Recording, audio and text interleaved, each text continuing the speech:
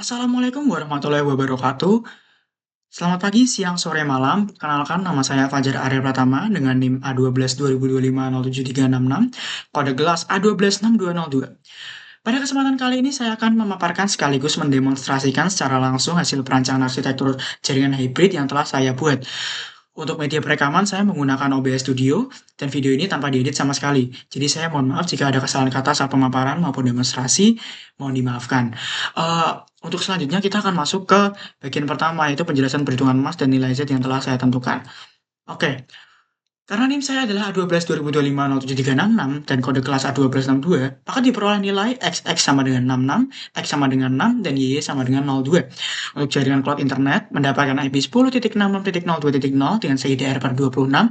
Untuk jaringan kantor cabang, saya memberikan IP 100.02.66.0 dengan CIDR per 26. Untuk jaringan kantor pusat, saya mendapatkan IP 168.66.z.0 titik nol dengan CDR per 26. Untuk kapasitas host maksimal kita hitung dengan menggunakan rumus 2 pangkat 32 dikurangi 26 atau CDR-nya dikurangi dengan 2. Dikurangi dengan 2 ini untuk mengurangi yang udah digunakan seperti IP network dan juga IP broadcasting yaitu 62 perangkat. Untuk subnet masknya kita dapat 255.255.255.192 untuk semua jaringan yang ada di topologi seperti itu. Selanjutnya adalah lokasi IP address. Untuk jaringan cloud internet, network address-nya adalah 10.66.02.0. Subnet masknya adalah 255.255.255.192 dan rentang IP-nya 10.66.02.1 sampai 10.66.02.62 dengan broadcast address 10.66.0263. Kapasitas maksimalnya adalah 62 perangkat. Untuk jaringan kantor cabang adalah dengan mendapatkan network address 100.602.66.0 dengan subnet mask 255.255.255.192, rentang IP-nya 100.02.66.1 sampai dengan 100.02.66.62 dengan broadcast address 100.02.66.63 dan kapasitas maksimalnya adalah 62 perangkat. Untuk alokasi IP address-nya di sini untuk alokasi IP address pada kantor pusat, di sini saya menggunakan nilai Z yaitu kelipatan 10 dan dimulai dari 10 seperti itu.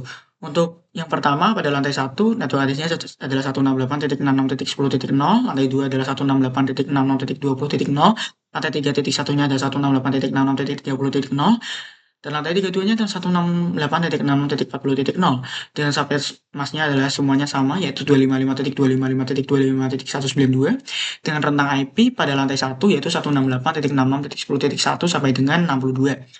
Untuk lantai 2 adalah 168.66.20.1 sampai dengan 62. Untuk lantai 3.1-nya adalah 168.66.30.1 sampai dengan 62. Lantai 3.2-nya adalah 168.66.40.1 sampai dengan 62.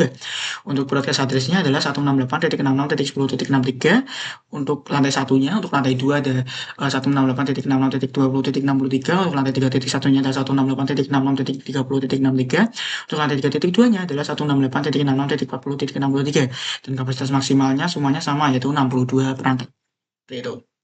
Oke, selanjutnya saya akan menjelaskan secara langsung, maksud saya untuk menunjukkan secara langsung dan juga mendemonstrasikan secara langsung di paket tracernya. Yang pertama kita mulai dari static routing.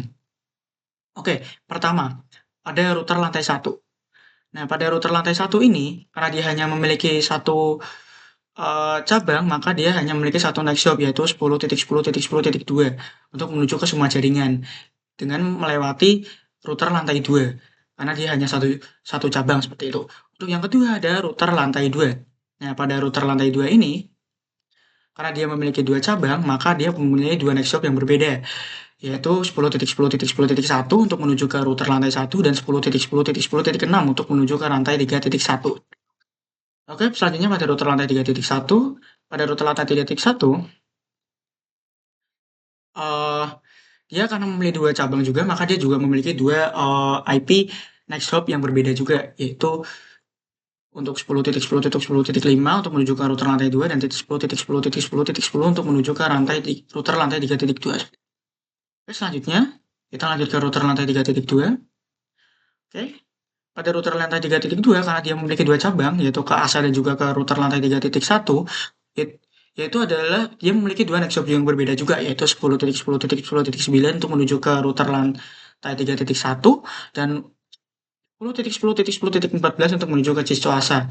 Nah, karena Ciscoasa di sini dan selanjutnya pada Ciscoasa, karena di sini dia di GUI-nya nggak punya yang namanya routing statik, maka kita perlu melihatnya di CLI dengan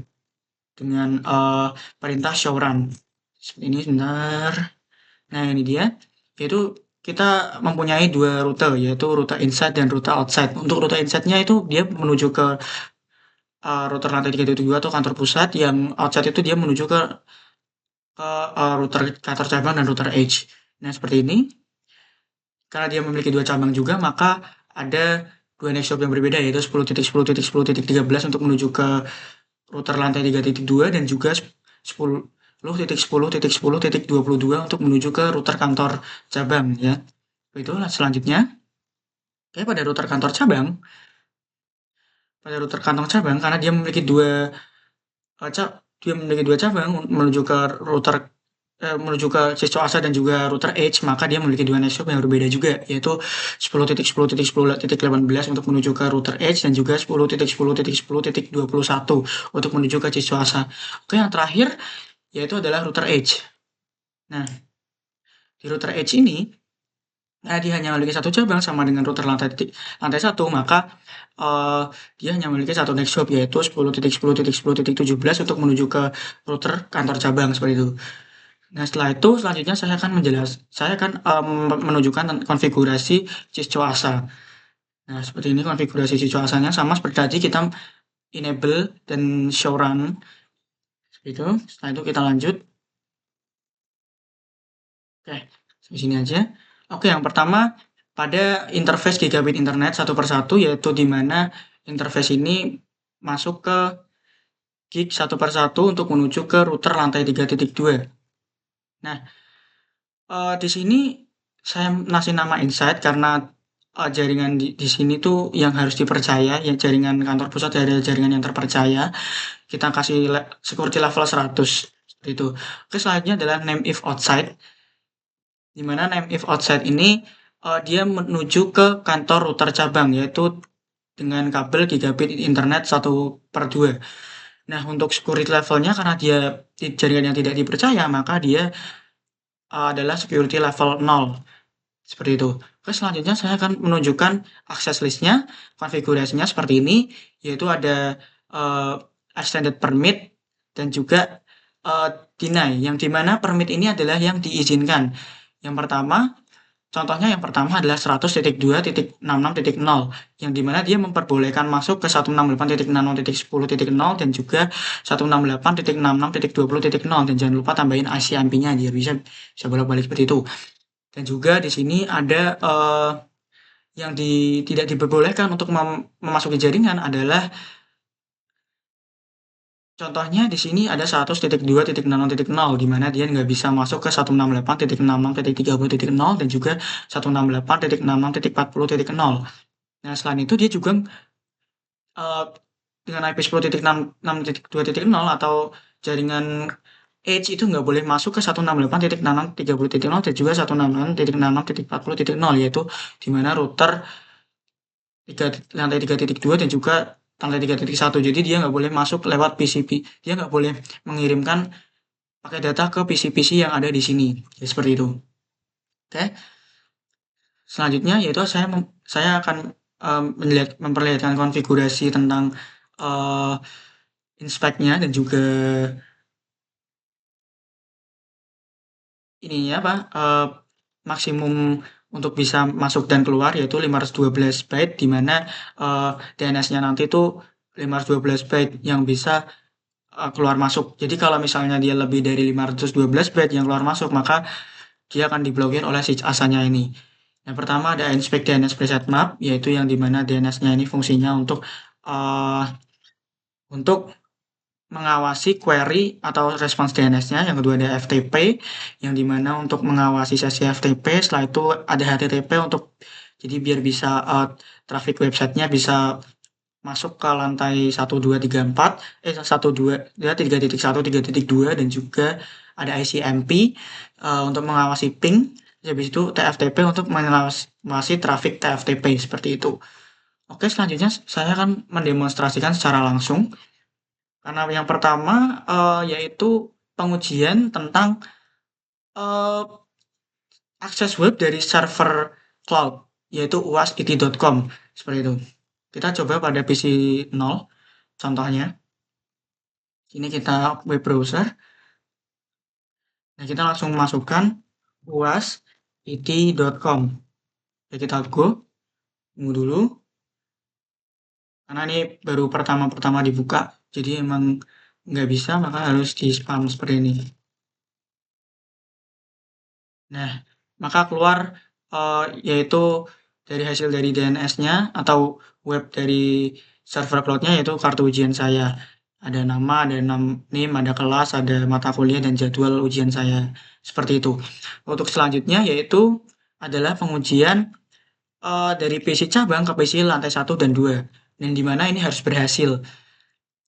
Nah, tadi kan udah berhasil nih websitenya. Kita coba pada ping untuk PC lantai 1 dan lantai 2. Oke, pertama kita pada lantai 1 terlebih dahulu, yaitu dengan perintah ping 168 titik IP address-nya, yaitu IP address-nya lantai 1 yaitu 66.10 titik, contohnya titik 2.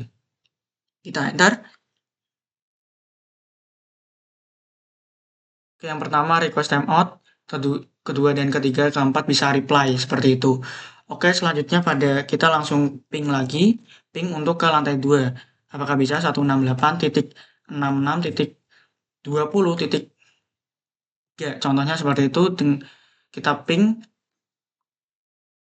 bisa. Oke, yang pertama request timeout pasti. Yang kedua juga request timeout. Oke, yang ketiga dan keempat sudah bisa reply ya, jadi aman. Oke, selanjutnya yaitu ping lagi. Kita, karena untuk lantai 1 dan lantai 2 sudah berhasil, sudah bisa dilewati oleh dari ASA ini, sudah bisa lewat ASA, dan dia juga bisa masuk ke dia bisa mengirimkan paket data dari PC lantai 2 dan juga lantai 1. Maka selanjutnya adalah ping harus gagal terblokir dari PC cabang ke lantai 3.1 dan lantai 3.2. Nah, sebagai bukti firewall itu bekerja. Oke, kita langsung aja kita coba ping ke IP address yang ada di router lantai 3.1 dulu, yaitu 168.66.30. Misal contohnya 2. Seperti itu. Tapping pada salah satu PC. Oke, request timeout. Apakah reply? Oke, masih request timeout juga. Apakah reply sekarang? Masih request timeout juga. Untuk yang terakhir, apakah request timeout atau reply? Oke, jadi dia request timeout atau jaringan dari dari kantor cabang menuju lantai 3.1 terblokir, karena tadi kita sudah deny atau tidak mengizinkan si lantai PC lantai PC kantor cabang ini nggak boleh masuk ke lantai 3.1. Apakah lantai 3.2 bisa dihubungi? Kita coba ping 168.66.40. Misal contoh 3, seperti itu.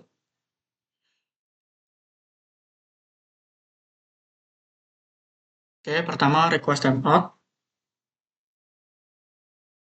Yang kedua pakai request timeout juga.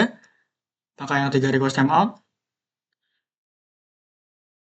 Ya, request timeout juga. Pakai yang keempat request timeout. Oke, untuk semuanya pada jaringan lantai 3.2 itu semuanya terblokir oleh Cisco ASA-nya. Jadi dari outside-nya ini, mulai dari kantor cabang ataupun edge, itu nggak boleh menghubungi langsung ke area PC yang ada di lantai 3.1 atau 3.2. Nah, dengan suksesnya pengujian pada kali ini, maka berakhir juga video kali ini. Untuk itu saya berterima kasih dan memohon maaf ketika ada kesalahan saat pemaparan maupun demonstrasi. Saya mohon dimaafkan. Wassalamualaikum warahmatullahi wabarakatuh.